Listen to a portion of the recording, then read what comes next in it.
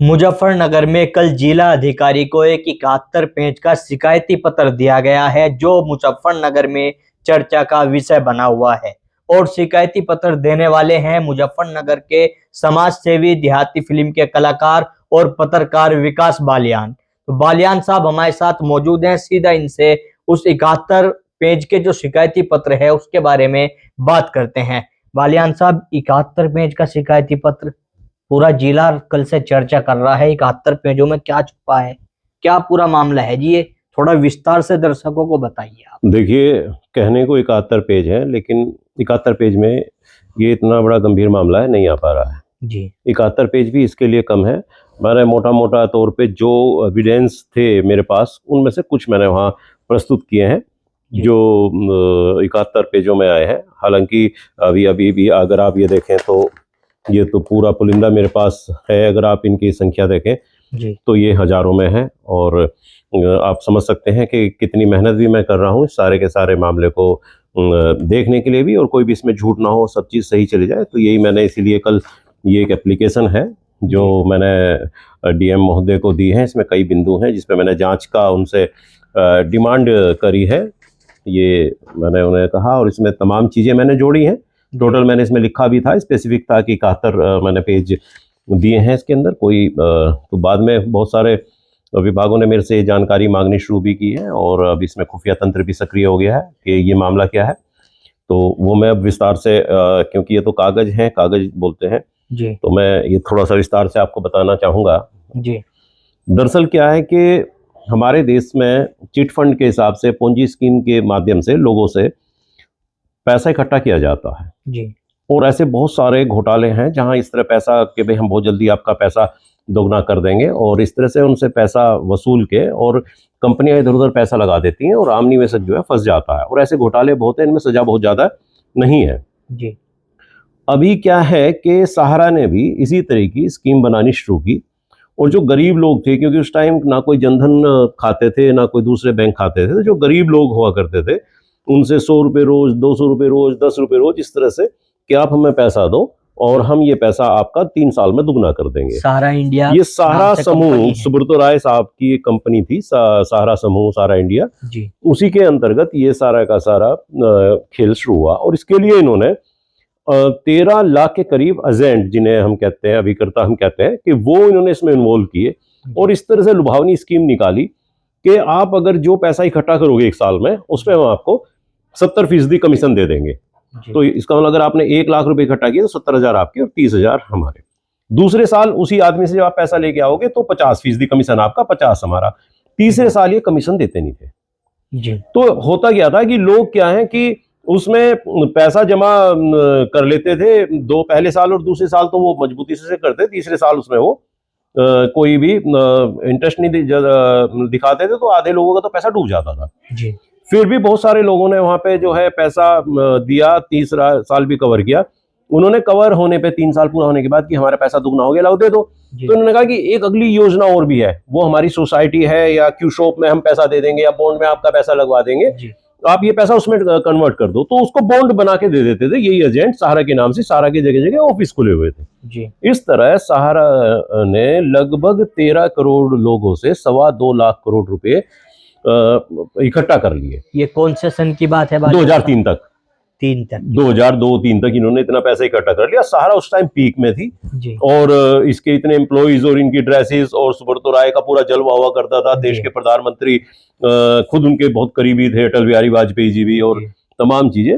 उसी समय क्या हुआ कि इन्होंने 217 शहर में ये कहा कि जहां हम हवाई जहाज भी चला रहे हैं, जहां हम मोटर रेस का भी कर रहे हैं, इंडियन क्रिकेट टीम को भी हम स्पॉन्सरशिप दे रहे हैं, और दूसरा चीजें कि हम देश के 217 शहर के अंदर जमीन खरीद रहे हैं इन्हीं पैसों से। जी, ये कोऑपरेटिव के माध्यम से, इन्होंने सोसाइटीज के माध्यम से पैसा इकट्ठा किया था कि हम ये जो है वो खरीद रहे हैं, और यहाँ हम सहारा स्वीट होम्स बनाएंगे। जी, उस समय भी इन्होंने लोगों से 10-10 हजार रुपए वहां उसमें शुरू में जमा भी कराए थे। हालांकि बाद में फिर कुछ केस हुआ, वो वापस हुए। इन्होंने 217 शहरों में उस पैसे से जमीन खरीद ली। जी, इसके बाद क्या हुआ, लोग इनसे पैसे मांगते, ये उन्हें टरकाते रहे। फिर 2008-9 के करीब इन्होंने एक और चाल चली, एक हाउसिंग सोसाइटी और एक हाउसिंग कंपनी और एक रियल कंपनी सहारा ने अपनी बनाई, और इनके माध्यम से इन्होंने सेबी एक्सचेंज से वो अपने आप को रजिस्टर्ड करके जी और शेयर अपने बेचने शुरू किए। वहां इन्होंने 24,000 करोड़ रुपए पब्लिक से उठाए। 2 करोड़ लोग उसमें शेयर धारक थे जिन्होंने इनके शेयर खरीदे, और ये 24,000 करोड़ रुपए इनके पास आए। जी सेबी जो एक संस्था है, नियामक संस्था है, जो इस सारे पे निगाहें रखती है, उसे शक हुआ कि ये कंपनी जो 24,000 करोड़ रुपए इकट्ठा तो कर रही है, वापस कैसे देगी, इसके काम क्या क्या है, जी क्योंकि वो तो जो पैसा था वो सोसाइटी वगैरह में था, सब चीजों में ये कंपनीज थी। तो उसने कहा कि आप फॉर्जरी कर रहे हैं, आप ये लोगों का पैसा वापस करें। जी सहारा ने क्या किया, सेबी से कहा कि मैंने पैसा वापस कर दिया। सेबी ने कहा कि आप सबूत दो।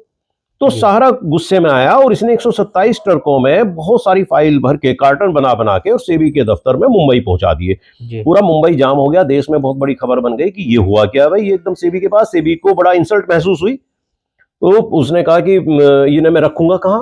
जी तो उसने कहीं कोई मैरिज हॉल लिया, कहीं कोई दूसरी चीजें ली, और वहां उसने वे सारे के सारे दस्तावेज जितने भी ये कार्टन में पहुंचाए थे इन्होंने रखे। जी अब सेबी थोड़ा सा इनके फ्रंट में आ गया था कि इसने तो हमारी इंसल्ट कर दी सब जगह। सेबी ने इनके कुछ दस्तावेज निकलवाए ट्रेंडम कहीं से भी, और उनको चेक करना शुरू किया, तो पता लगा है तो फर्जीवाड़ा है। एक एक आदमी के नाम से 1,000 फार्म आ रखे हैं, एक और एड्रेस कहीं है, नाम वही, फादर नेम वही, और एड्रेस दूसरा, ऐसे ऐसे करके आ रहे हैं। तो सेबी ने कहा कि आप फ्रॉड कर रहे हैं, ये 24,000 करोड़ रुपए आप पब्लिक को जो वापस करने हैं आपको, आप हमारे यहाँ जमा करें, हम अपने आप जमा करेंगे, जो आवेदक आएगा हम उसको वापस देंगे। वहां पे पूरा जो है इनका खेल पकड़ में आ गया। तो इसके बाद क्या हुआ, ये सुप्रीम कोर्ट, हाई कोर्ट चले गए सेबी के इस आदेश के खिलाफ। कुछ दिनों बाद वहां ये हार गए, फिर इन्होंने अपील की सुप्रीम कोर्ट में, और ये इनकी सबसे बड़ी भूल थी। जी वहां पे इन्होंने अपनी तरफ से जेठमलानी जी को, अपना बड़े प्रतिष्ठित वकील थे, वकील किया, लेकिन से उसने एकदम से देख के कि भाई आप तो गड़बड़ कर रहे हैं, और जो सेबी कर रहा है बिल्कुल ठीक है, आप यहाँ पैसे जमा करो, वरना हम सुब्रतो राय, जो सहारा श्री बोले जाते थे, इनको जेल भेजेंगे। जी इन्होंने 5,000 करोड़ रुपए जमा भी कर दिए। पूरा पैसा जमा ना करने पे मनमोहन सरकार में 2013 में इनको अरेस्ट करके तिहाड़ जेल भेज दिया गया। जी अब इनकी सिट्टी पिट्टी गुम हो गई कि करें क्या, कैसे करें कैसे नहीं। तो इन्होंने बाकी जो 19,000 करोड़ रुपए बकाया थे, उसके लिए अपनी 71 प्रॉपर्टी सेबी के पास गिरवी रख दी। जी सुप्रीम कोर्ट के आदेश के बाद जी उन प्रॉपर्टी की कीमत बताई गई 20,000 करोड़, क्योंकि इन्हें 19,000 करोड़ रुपए देने थे, उसके बदले इन्होंने जमानत दी 20,000 करोड़ रुपए की प्रॉपर्टी की। जी उन 71 प्रॉपर्टी में एक मुजफ्फरनगर की प्रॉपर्टी भी थी। जी ये प्रॉपर्टी थी 212.51 एकड़ जमीन, जी जिसे हम सहारा की जमीन के नाम से जानते हैं, धौला पुल के पास है। जी बहुत, इसी के बाद इसकी कीमत इन्होंने वहां बताई 307 करोड़ 50 लाख। जी 307.5 करोड़ रुपए की इन्होंने ये जमीन की कीमत बताई और वहां गिरवी रख दी। जी सुप्रीम कोर्ट ने सेबी से कहा कि आप इनकी प्रॉपर्टी बेचो और पैसा लाओ, उसके बाद ही सुब्रतो राय की जमानत होगी। अभी होता क्या है कि सेबी जमीन बेच नहीं पाई। जी सहारा फिर दोबारा से अदालत में गई कि सर ये तो जो है प्रॉपर्टी बेच नहीं पा रहे और हमारी प्रॉपर्टी बिक नहीं रही है, तो हम पैसा कैसे जमा करें, इस प्रॉपर्टी को बेचने का अधिकार हमें वापस दो। जी सुप्रीम कोर्ट ने कहा बिल्कुल आपकी बात सही है, और 4 जून 2014 को एक ऑर्डर दे दिया जी कि ठीक है आप अपनी जमीनें बेच सकते हैं कुछ शर्तों के साथ। जी इनमें पहली शर्त तो यह है कि आपको जमीन बेचने के लिए सेबी से अनुमति लेनी पड़ेगी कि हम पर्टिकुलर फला जमीन बेचना चाह रहे हैं, जी कौन खरीदार है, सारी की सारी चीजें आपको बतानी पड़ेगी। जी दूसरा, जो भी प्रॉपर्टी आप बेचोगे, जो आपका सर्किल रेट है उससे 90% कम कीमत पे नहीं बेचनी है। मतलब 100 रुपए की कीमत है तो 90 से कम नहीं होगी कि 79 में बेच दी, 78 में बेच दी, ऐसे 90 से ऊपर ही बेचोगे, कम नहीं। जी तीसरा ये कहा कि सहारा से जुड़ा हुआ कोई भी व्यक्ति किसी भी रूप में खरीदार नहीं होना चाहिए, बायर नहीं होना चाहिए, वो बाहर का आदमी होना चाहिए। ये नहीं कि आप अपने जमीन को सस्ते में खुर्द बुर्द करने लगे, इसलिए इस पर भी पाबंदी लगा दी।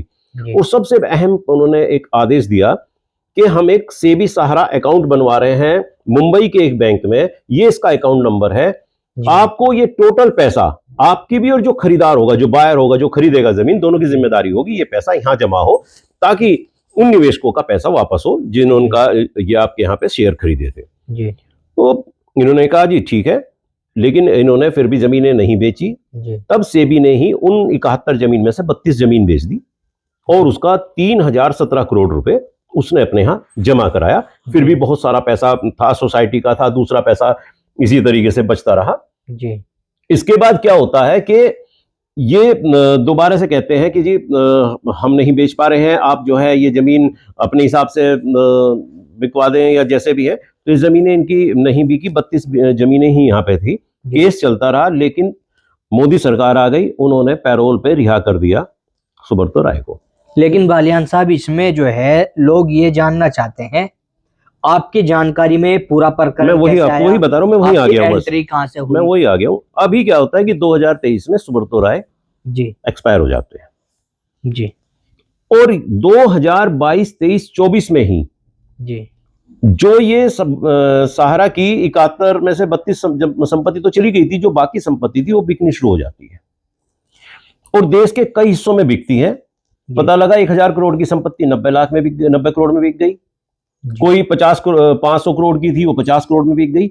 इस बात पे और सेबी के पास कागज है, सेबी के उस फंड में कोई पैसा जमा नहीं हुआ, उससे अनुमति नहीं ली गई है, संपत्ति बिकने लगती है। इससे ईडी के कान खड़े होते हैं, ईओडब्ल्यू के कान खड़े होते हैं, वो इस पे रिपोर्ट दर्ज करने लगते हैं और कई प्रदेशों में मुकदमे शुरू हो जाते हैं।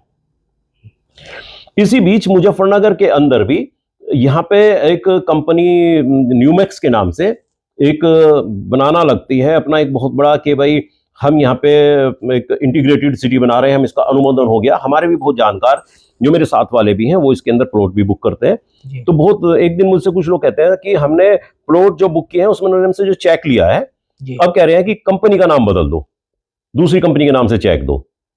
तो मैंने कहा ये कैसा खेल है भाई, जहां एक कंपनी के नाम से फिर दूसरी कंपनी का क्या है।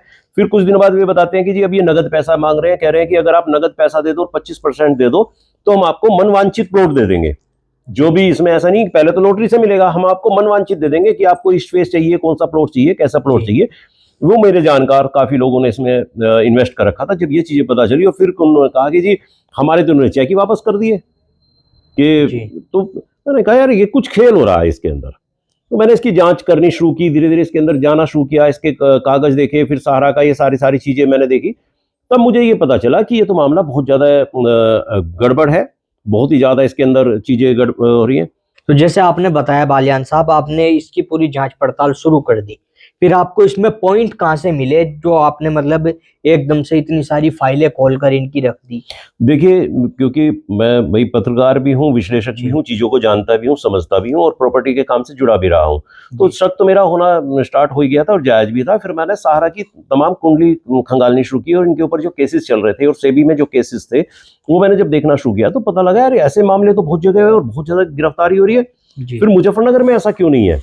तो मैंने फिर ये पता करा तो सहारा ने तो इसमें बड़ा गेम कर रखा है। जब ये चीज मैंने फिर जानकारी लेनी शुरू की विभिन्न विभागों से, आरटीआई डाल के, तो विभागों ने मुझे आरटीआई नहीं दी नहीं।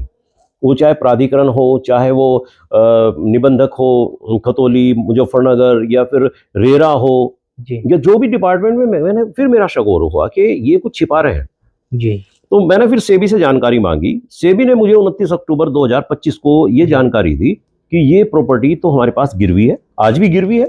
इसकी कीमत 2013 में 307.5 करोड़ थी और ये सहारा बिल्कुल भी इसको ऐसे बेच नहीं सकता। ये देखो मेरे पास है, ये भी मैं आपको इसमें ये दिखाऊं तो इसके अंदर स्पष्ट ये लिखा हुआ है कि 212 एकड़ जमीन 307 करोड़ रुपए की, और इसमें 5 पॉइंट है माननीय उद्घाटन, इसमें तारीख भी दे रखी है 6/4/2014, 11/7/2016 कि कैसे ये बेचेगी। संपत्तियों के मूल्यांकन के पहले ब्यौरे प्रस्तुत करें, संपत्तियां जिस क्षेत्र में मौजूद हो उस क्षेत्र के निर्धारित किए गए रेट से कम नहीं बिकेगी। इस प्रकार की बिक्री करने से जो रकम मिले उनमें से ये सब काटने के बाद ये पैसा पूरी रकम सेबी सहारा खाते में जमा करवा दी जाए। जी बिल्कुल साफ शब्दों में इसमें लिखा हुआ है। ये 29 अक्टूबर की है, मेरे नाम से ये सेबी से ही आई है। तो ये इसमें इन्होंने पूरा ये जो संपत्ति इन्होंने बेची है सेबी ने जी, ये देखो ये संपत्ति बेच रखी है इन्होंने, पूरे 32 संपत्ति है और इसकी इन्होंने ये पूरी 32 संपत्ति है जो इन्होंने बेच रखी है। तो इसमें मुजफ्फरनगर की भी जमीन थी जो उन्होंने अभी नहीं बेची थी या ये बिकी नहीं थी उस समय तक भी। तो फिर मैंने प्राधिकरण से पता किया तो प्राधिकरण ने बताया कि इनका नक्शा पास, हमने बहुत मुश्किलों बाद उसने मुझे जानकारी दी, जब मैंने कई फर्स्ट अपील भी कर ली और सब चीजें, कि ये जो प्रॉपर्टी है ये इतने क्षेत्र में है और इसका नक्शा पास होने के लिए हमारे पास 16 अप्रैल 2025 को आया और जिसे हमने इसमें पास किया 24 जून 2025 को पास किया। तो मेरा दिमाग घूम गया। मैंने कहा अरे ये क्या है भाई, ये तो पिछले साल प्लॉट काट रहे थे, हमारे से चेक लिए इन्होंने, हमारे मिलने वालों से सब चेक ले रखे थे, सब चीजें, फिर नगद में भी इन ऑफर किया और हमारे जानकारों ने पैसे भी दिए हैं 33 लाख रुपए उस समय, प्लॉट इनके पास बुक भी किए हैं। तो ये क्या मसला है? तो ये तो गड़बड़ है बहुत ज्यादा। और इन्होंने पिछले साल जब रेरा से भी इसमें ये करा ली, अनुमति ले ली, प्रदूषण विभाग से भी, चारों तरफ इंडस्ट्रियल एरिया है, प्रदूषण भयानक है, उसने भी अनापत्ति पत्र दे दिया। मैंने कहा इसका मतलब कागजों के पेट भरे जा रहे हैं। पहला स्टेप ही फर्जीवाड़े में है, जहां बैनामा फर्जी है। फिर और आगे गया, फिर मैंने और जानकारी ली, रेरा को इनकी शिकायतें भी बहुत ज्यादा लिखी। भूसर रेड्डी जैसे वहाँ चेयरमैन, बहुत ईमानदार अधिकारी हैं, रिटायर हो गए, उसके बाद उनको अध्यक्ष बनाया गया, लेकिन वहां तक फाइल नहीं पहुंचने दी, पहले से पहले गायब कर दी गई। तो मैंने कहा ठीक है, मैं उनको फिर बाई हैंड में जाऊंगा, अब लखनऊ बाई हैंड ही मैं उनसे मिलकर उन्हें ये फाइलें दूंगा। तो फिर थोड़ी और मैं आगे चला, फिर मैंने इनके बैनामे टटोले। तो बैनामे में पहले तो मैं खतौली चक्कर लगाता रहा कि खतौली में, फिर मैं मुजफ्फरनगर का मैंने पता किया, तो मुझे पता चला कि मुजफ्फरनगर के अंदर जो इनकी ये प्रॉपर्टीज हैं, जो यहाँ बैनामे हुए हैं, ये तो सारे के सारे एक ही आदमी ने, क्योंकि यहाँ पे जो ये जमीन थी, ये 17 शेल कंपनियां थी। शेल कंपनियां मीन्स फर्जी कंपनियां, जिनका कोई बस कागज में ही बनी होती है, कोई दिखता नहीं कि कहाँ इन्होंने वर्क किया है, कुछ भी। ऐसी कंपनी उन्होंने खरीद रखी थी और मुझे बड़ा मुश्किल हो रहा था कि मैं ये साबित करूं कि सहारा की कंपनी है जी, क्योंकि अगर सेबी कह रहा है कि ये सहारा की कंपनी है, सहारा की संपत्ति है, लेकिन यहाँ तो कंपनियां कोई और है, ये सहारा से कैसे जुड़ेंगी? यहाँ तो डायरेक्टर दूसरे हैं। फिर मैंने डायरेक्टर तलाशने शुरू किए, तो पता लगा वो अपने आप ही सब चीज वर्क करता है। इन्होंने यहाँ पे बैनामे किए और एक ही व्यक्ति सिग्नेचरी बन के आया, ऑथराइज सिग्नेचरी, आनंद सिंह बिष्ट, और 2022, 23, 24 में उसने तमाम बैनामे के 822 बीघा जमीन के बैनामे मुजफ्फरनगर से हुए और 62 करोड़ रुपए कुल हाथ लगे जी। आप समझो, जो 307 करोड़ रुपए की जमीन थी 2013 में, वो 2023 में बिकती है मात्र 62 करोड़ रुपए यहाँ, और कुछ खतौली में बैनामे हुए हैं, तो टोटल ये 90-95 करोड़ रुपए में, उससे भी कम में ही जमीन ये बिक के चली गई जी। तो ये बहुत बड़ा खेल था। जहां 307 बता रहे हो, और आज की तारीख में इस जमीन की कीमत लगभग 1000 करोड़ रुपए थी। इसमें भी क्या हुआ कि जो ये न्यूमैक्स है, इसने 7.5 लाख रुपए बीघा जमीन का बैनामे करा रखे हैं, और फ्रंट के इसमें एक एनएसएस, नेशनल सिक्योरिटी सर्विस है, एक सचिन चौधरी है, उनके बैनामे पीछे है, बेकार जमीन है। सचिन चौधरी को जमीन दी गई है 12.5 लाख रुपए बीघा, और एनएसएस को दी गई है 25 लाख रुपए बीघा, सबसे बेकार पीछे की जमीन जी। इट मींस अगर पीछे की जमीन की 25 लाख रुपए बीघा रेट थे, तो फ्रंट के तो कम से कम 50 लाख होने चाहिए। बिल्कुल फ्रंट। तो ये पूरा वित्तीय घोटाला था। इसके अंदर स्टाम्प ड्यूटी की चोरी हुई थी, खुर्द-बुर्द किया गया था, और ये पैसा गया कहाँ जी? अगर ये बिष्ट ने आके बेच दिया, उसने बैनामा करा, तो पैसा जो गया है, ये लोग कह रहे हैं कि कंपनी के पास चला गया, फलाना चला गया, उससे भी सारा अकाउंट में जमा क्यों नहीं हुआ?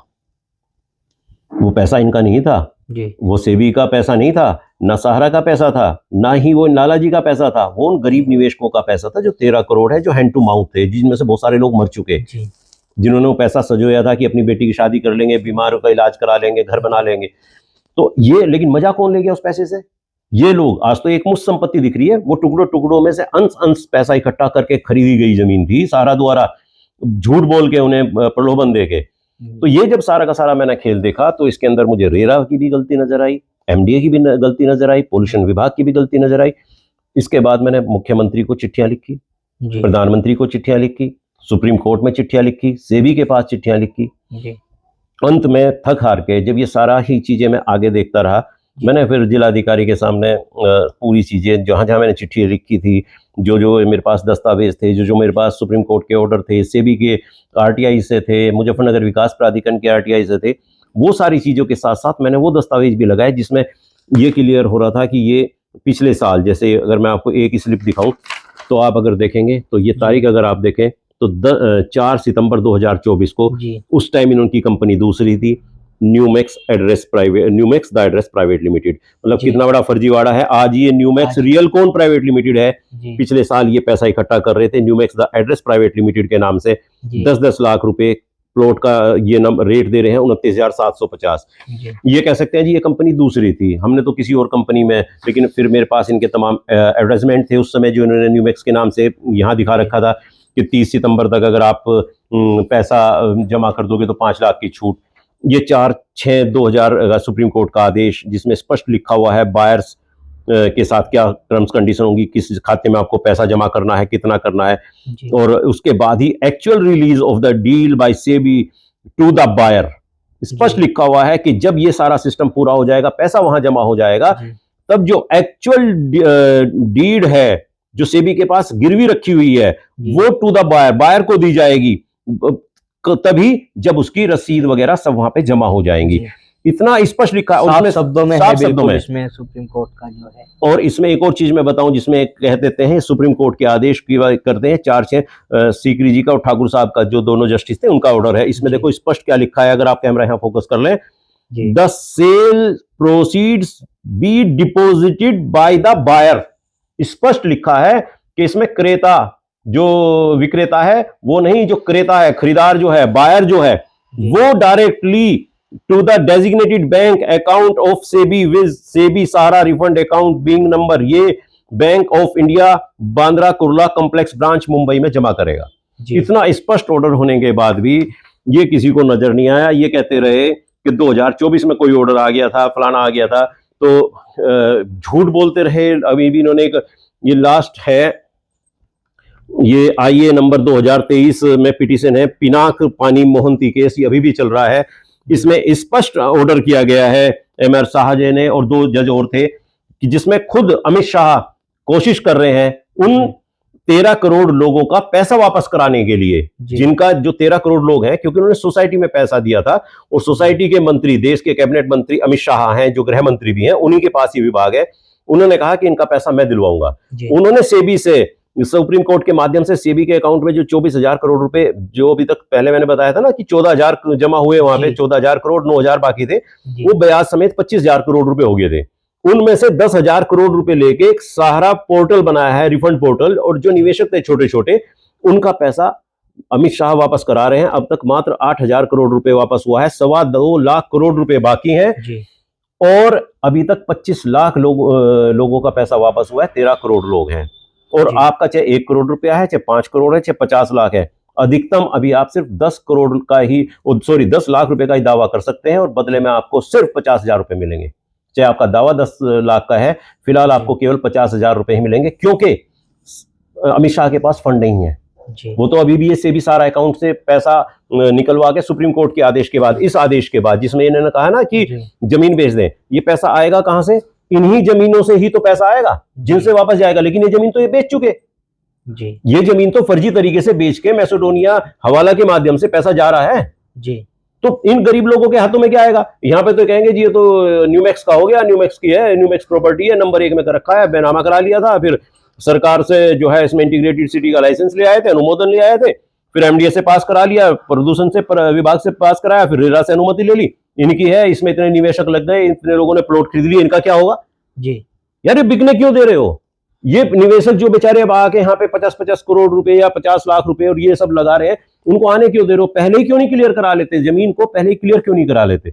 बताओ स्पष्ट कि ये सहारा की जमीन नहीं थी जी। नंबर 1 साबित करो ये सहारा की जमीन नहीं थी, या ये नंबर स्पष्ट करो कि सेबी इसमें झूठ बोल रहा था, या ये स्पष्ट करो कि ये बिल्कुल खरीद फरोख्त बहुत वेल डिफाइंड, बहुत अच्छे तरीके से सर्कुलेट में सब कुछ हुई है, पैसा सहारा सेबी उसमें जमा हो गया है, और ये नंबर 1 का प्रोजेक्ट है, कोई दिक्कत नहीं है। इन कुछ तो क्लियर करो।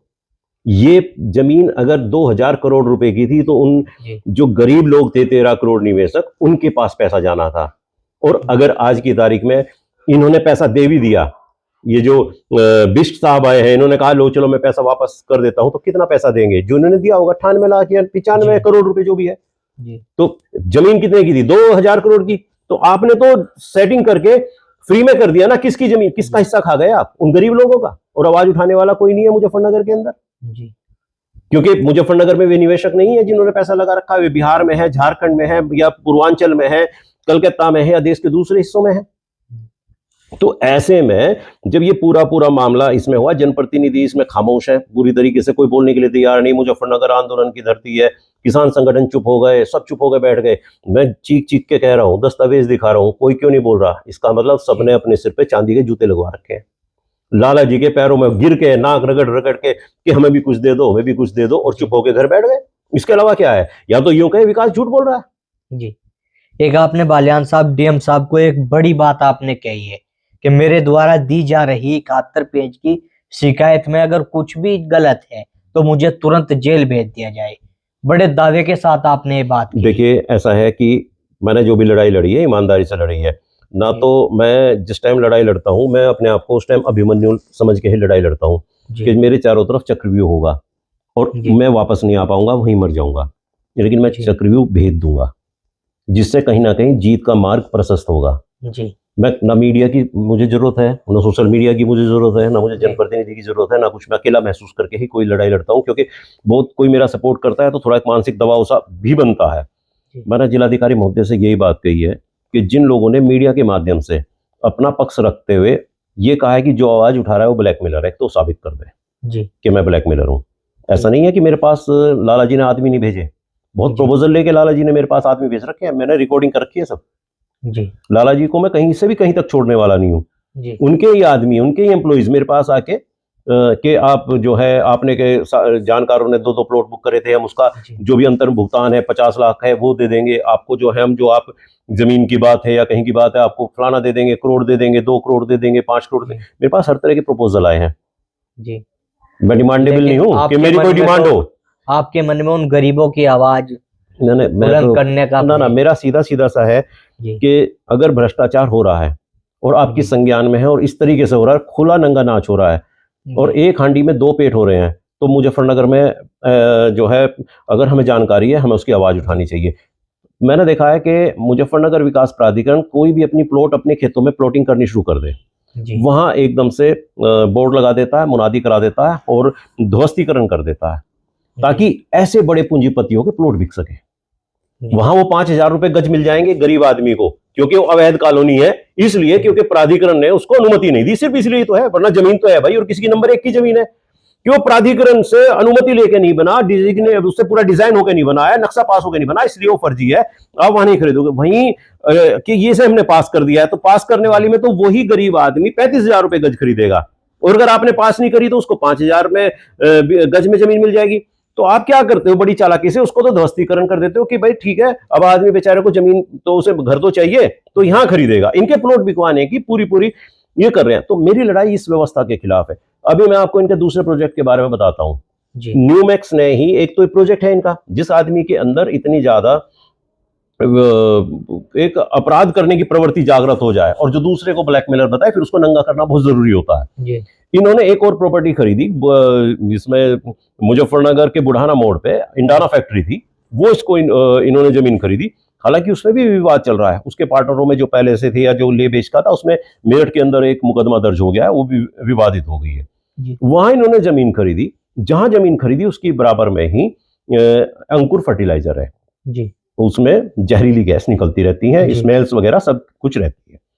अभी प्राधिकरण क्या कर रहा है कि उस खांजापुर में जहां ये कॉलोनी डेवलप कर रहे हैं 132 बीघे में, हालांकि 162 बीघा जमीन है वो, वहां कोई और अगर अपनी कॉलोनी काटने लगे, उसमें पुलिस चली जाती है, प्राधिकरण चला जाता है, अपना बोर्ड लगवा देते हैं, यहाँ जो कोई जमीन खरीदेगा वो अवैध होगी, ये जो है फर्जी जमीन मतलब बेनामे माने जाएंगे, ठीक है। और बराबर में ये है लाला जी की जमीन, MDA से पास नहीं है अभी, किसी तरह कुछ नहीं, खूब धड़ल्ले से प्लॉट बिक रहे हैं, धड़ल्ले से कंस्ट्रक्शन हो रही है। आप जाके वहां की फुटेज लीजिए, बहुत बड़ा एक वहां इन्होंने क्लब हाउस बना लिया है, फैब्रिकेटेड, दीवार चारों तरफ करा दी है, सड़कों की पूरी खुदाई चल रही है।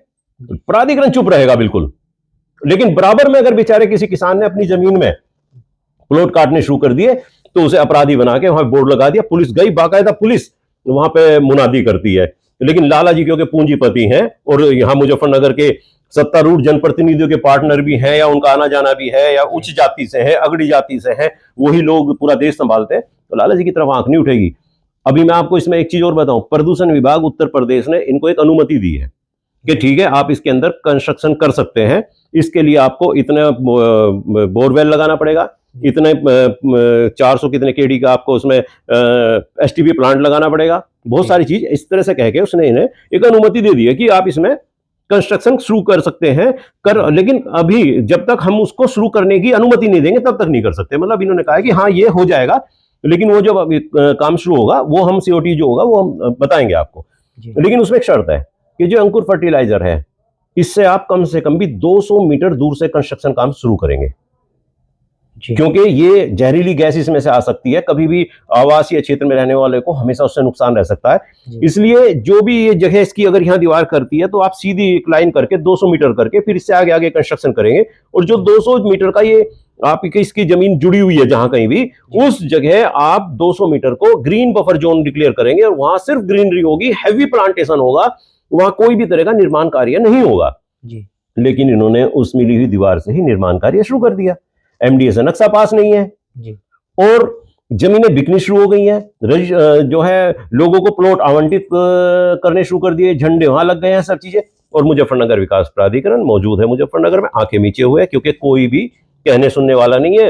लाला जी के दोस्त आदरणीय योगी जी की सरकार में जहां भ्रष्टाचार न्यूनतम लेवल पे भी यह है कि स्वीकार्य नहीं है, वहां क्योंकि इनके मित्र हैं, इनके दोस्त हैं, रिश्तेदार हैं, वैश्य सम्मेलन में संगठन उसमें जाते हैं, तो ये निर्भीक है, ये कर सकते हैं, इनके लिए अनुमति है जी। तो ये इतना बड़ा होने के बाद भी वहां पे सब काम होने लग रहे हैं। अभी मैं फिर न्यूमैक्स रियलकॉन प्राइवेट लिमिटेड का जो है उसका भी बता दूं, एक और बड़ी चीज आरोप जो मैंने लगाया जी। इन्होंने क्या किया है कि जब आप कोई ऐसी परियोजना बनाते हैं उसमें तमाम सड़कें बन जाएं, सीवरेज बन जाए, ड्रेनेज बन जाए, उसके बाद एसटीपी प्लांट लग जाए और तमाम चीजें पूरी होने के बाद उसके बाद जब कंप्लीशन ऑर्डर आपके पास आ जाता है, कंप्लीशन सर्टिफिकेट आपके पास आ जाता है, उसके बाद ही आप ऑथराइज्ड होते हैं कि आप किसी को रजिस्ट्री दे सकें, रजिस्ट्री कर सकें। भले ही मैंने इनसे कोई भी कर रखा है, वो मेरा एग्रीमेंट है कि मैंने आपको भी इतने पैसे दे दिए, इतने का मेरा आपसे रेट तय हुआ है, अब ये है, लेकिन जो फाइनल रजिस्ट्री होगी वो तब होती है। और लाला जी ने अभी से रजिस्ट्री करनी शुरू कर रखी है। मुजफ्फरनगर तहसील में आते हैं उनके आदमी और वो रजिस्ट्री कर जाते हैं।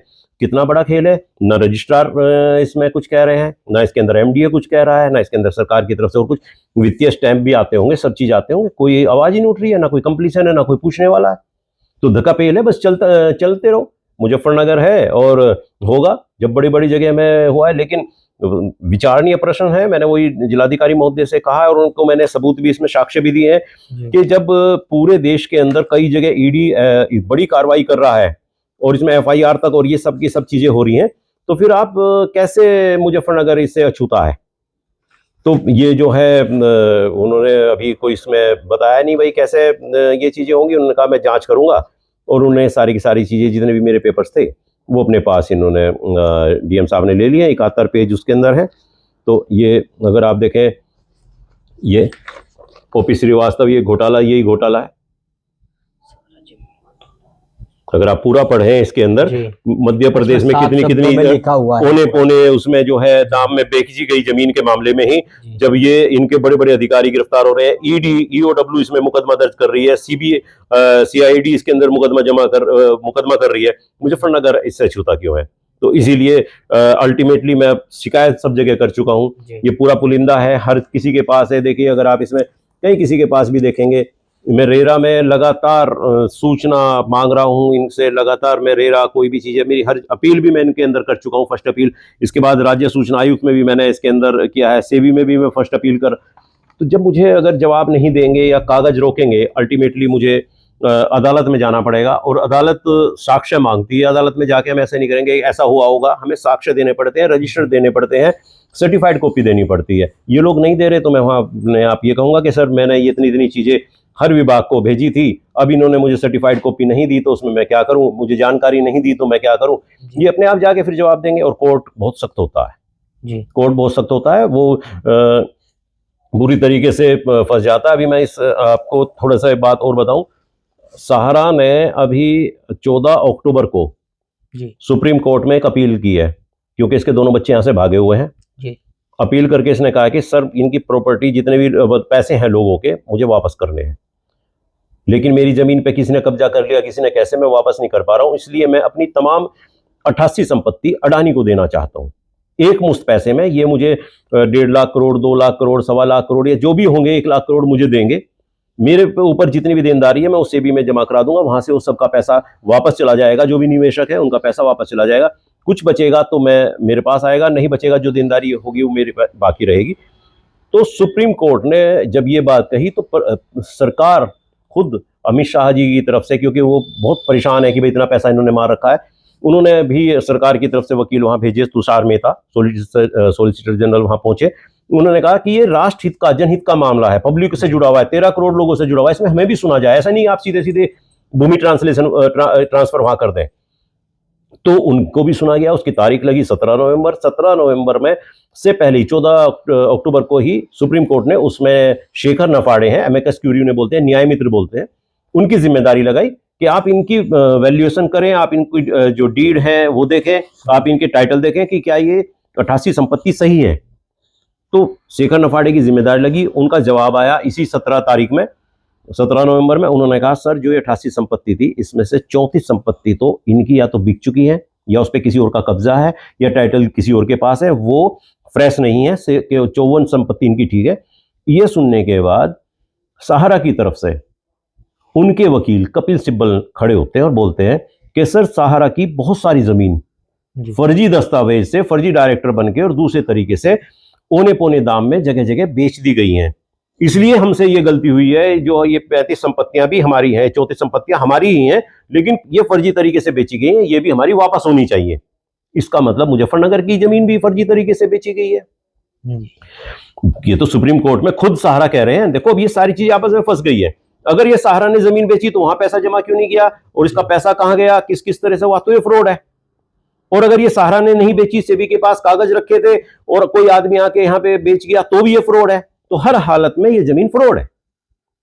तो इसका बैनामा शून्य होना चाहिए। बैनामा शून्य होना चाहिए तो जितनी भी कार्रवाई हो रही है उसके बाद कि हम तो इसमें इंटीग्रेटेड सिटी का ले आए, हम तो इसके अंदर रेरा से अनुमति ले ली, एमडीए से ले ली, प्रदूषण विभाग से ले ली, तो इनके कोई मायने नहीं है।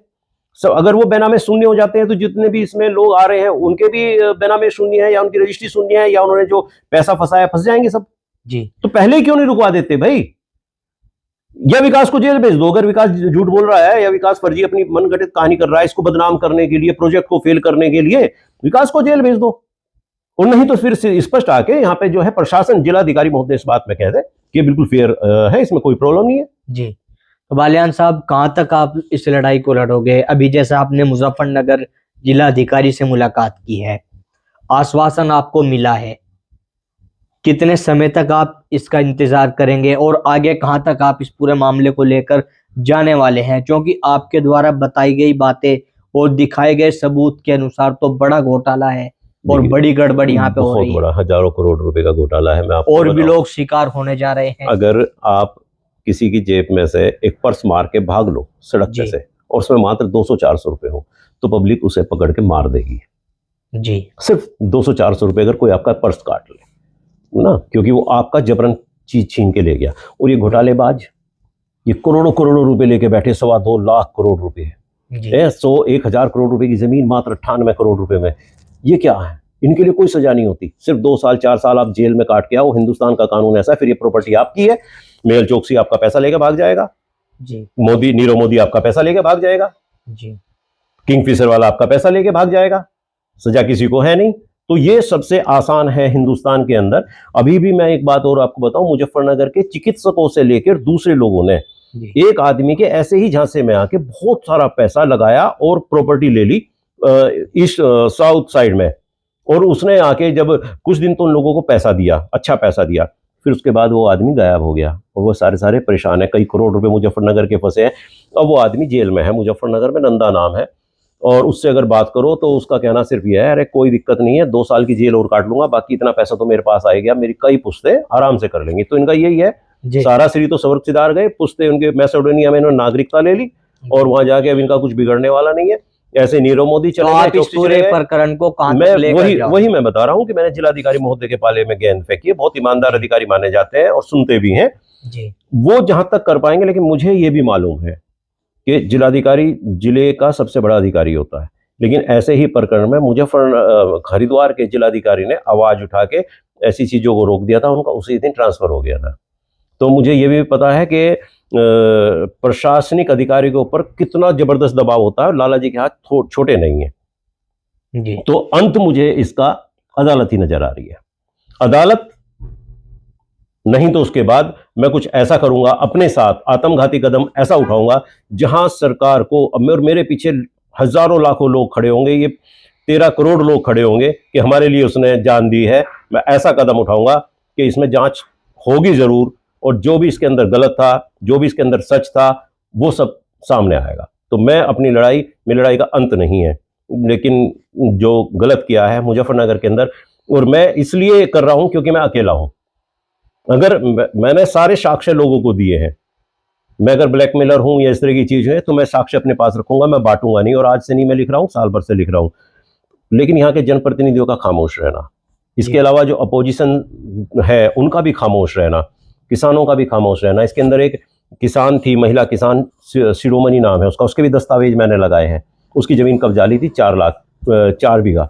उसने कोर्ट में केस किया, मेरे पास आई, मैंने कहा कोर्ट में केस कर, उसकी सारी चीज़ें करी। फिर उसके बाद उसने प्राधिकरण को लिखा 9 जून 25 को कि जो नक्शा पास होने के लिए आपके यहाँ आया हुआ है, इसमें मेरी ज़मीन भी 4 बीघा ज़मीन इंक्लूड है, उसका खसरा नंबर इंक्लूड है, इस नक्शे को पास मत करो जी। मैं अदालत में जा रही हूँ, कृपया मुझे न्याय दो इस नक्शे में। लेकिन इसके बाद भी, उसकी इतनी बात सुनने के बाद भी, मुजफ्फरनगर विकास प्राधिकरण ने ये नक्शा 24 जून को उसी महीने 2025 में पास कर दिया। उसके बाद सुनो, वो अदालत में गई जी। अदालत में जाके स्टे आया, इस पे स्टे आते ही लाला जी के हाथ पैर उड़ गए, एमडीए भी हिला। तब जाके फिर उन्होंने इसको 3.5 करोड़ रुपए दिए उस 4 बीघा जमीन के, और फिर उससे रजिस्ट्री कराई अपने नाम। वरना ये तो कब्जा करने लगे थे। अगर मैं उसे राय ना दूं, ना उसे सलाह ना दूं, उसके साथ ना खड़ा हूं, तो इन्होंने तो उसकी जमीन पे भी कब्जा कर लिया था। ये तो भूमाफिया भी थे। तो ऐसे में भी किसान संगठन चुप जी। तो बहुत सारे सवाल है ना भाई। ये तो इसलिए मैं इस लड़ाई को लड़ रहा हूं, क्योंकि मुझे पता है अकेला हूं, बहुत बड़ी चीज के साथ कर रहा हूं। अंत में मुझे आत्मघाती कदम उठाना पड़ेगा उन लोगों के साथ भावुक रिश्ता बना के जिनके पैसे फंसे हुए हैं, देश के उन 13 करोड़ लोगों को, जो ना मुझे जानते ना जिन्हें मैं जानता जी। क्योंकि मुजफ्फरनगर से जुड़ा हुआ मामला नहीं है, लेकिन देश का मामला है, उन गरीब लोगों का मामला है। हमने गरीबी में गुजारा है समय, हमें पता है कि 1 रुपए की कीमत क्या होती है। बालियान साहब, हम तो यही कहना चाहेंगे आपसे कि आप आत्मदाह जैसी बात कर रहे हैं। मैंने नहीं कहा आत्मदाह में करूंगा, मैंने आत्मघाती शब्द इस्तेमाल किया, मैंने आत्मदाह का शब्द का नहीं किया। मैंने कहा कि अगर मुझे नहीं चीजें मिलती तो मैं अल्टीमेट तक, उस स्थिति तक भी अपने आप को ले जाऊंगा जहां न्याय मिले। मेरा कहने का, मैंने ये नहीं कहा मैं आत्मदाह करूंगा, मैंने कहा आत्मघाती कोई कदम ऐसा हो सकता है, मैं अंत त्याग कर दूं, मैं महात्मा गांधी के रास्ते पे चलूं। मेरा तो जीवन जो है, क्योंकि शुगर पेशेंट में हूँ, 4 बार इंजेक्शन लेता हूँ, तो इंसुलिन लेता हूँ, तो मेरा तो 4-5 दिन में मामला हो जाएगा। लेकिन 4-5 दिन में ही मैं देश को जोड़ दूंगा अपने साथ जी। आखिरी सांस तक लड़ाई जारी रहेगी। बिल्कुल बिल्कुल, मैं बिल्कुल, जिस तरीके से इन लोगों ने मुझे प्रोवोक किया है, जिस तरीके से मेरे पे भद्दे और गंदे और झूठे आरोप पर इस तरह से लगाने का प्रयास किया है, तो मेरी अंतरात्मा भी मुझे कचोटेगी और मेरा एक स्वाभिमान भी है। मैं बहुत लोगों के साथ चीजें मेरी बिगड़ी हैं, लेकिन जब कभी बीच में कोई आया और उसने कहा कि नहीं भाई छोड़ो इन बात को, तो मैंने ऐसे ही छोड़ दिया। मैंने कभी, मैं वो नहीं, लेकिन इन्होंने व्यक्तिवादी चीजें करके जो मेरे चरित्र पे लांछन लगाने का ये प्रयास किया है, इस तरीके का ब्लैकमेलर टाइप का शब्द, तो गलत है। आखिर में आप सरकार से हमारे माध्यम से क्या कहना चाहोगे? देखिए, मेरा तो स्पष्ट कहना है कि अगर मैं झूठ हूं, अगर मैं गलत बोल रहा हूं, अगर मेरे दस्तावेज गलत हैं, तो जो भी बड़ी से बड़ी कार्रवाई है मेरे खिलाफ होनी चाहिए। वरना देश के 140 करोड़ लोगों का विश्वास उठ जाएगा, उनको वो दर नजर नहीं आएगा जहां पे जाके वो अपनी आवाज़ उठा सके, न्याय की उम्मीद कर सके। बहुत बेबस है हिंदुस्तान, सुप्रीम कोर्ट बहुत महंगा है, हर कोई वहाँ अपनी आवाज़ नहीं उठा सकता। एक एक दिन की अपील के लिए वकील कई लाख रुपए लेते हैं। तो इतना न्याय को दूर मत करो, कम से कम न्याय दे दो, इसकी जांच पड़ताल कर लो, उच्च लेवल पे जांच पड़ताल कर लो। जो भी दोषी है या जिसने भी फ्रॉड किया है, या ये बिल्कुल साफ की योजना है, वो सब क्लियर कर दें, ताकि जो इसमें निवेशक आगे पैसा लगा रहे हैं, कम से कम उनका भविष्य अंधकार में ना हो। जो बेचारे पुराने लोग हैं, उनकी तो कोई सुध नहीं ले रहा। गरीब लोग थे, यहाँ तो अमीर भी हैं, धनाढ्य भी हैं, पैसे वाले भी हैं, सामान्य वर्ग से भी हैं। खून पसीने की कमाई से उन्होंने यहाँ प्लॉट बुक किए होंगे, उनके साथ कोई धोखा ना हो जाए। जी बिल्कुल, देखिए विकास बालियान जी हमारे साथ मौजूद थे, जिन्होंने पूरा मामला ये उठाया है और आखिरी सांस तक इस लड़ाई को लड़ने की बात कर रहे हैं। लेकिन देखने वाली बात होगी, जिस तरीके से तमाम सबूत ये पेश कर रहे हैं और तमाम बातें ये बता रहे हैं, किस तरह की कार्रवाई अमल में लाई जाती है और आगे की क्या नई तस्वीर, नई चीज़ें इस पूरे मामले में सामने आती है।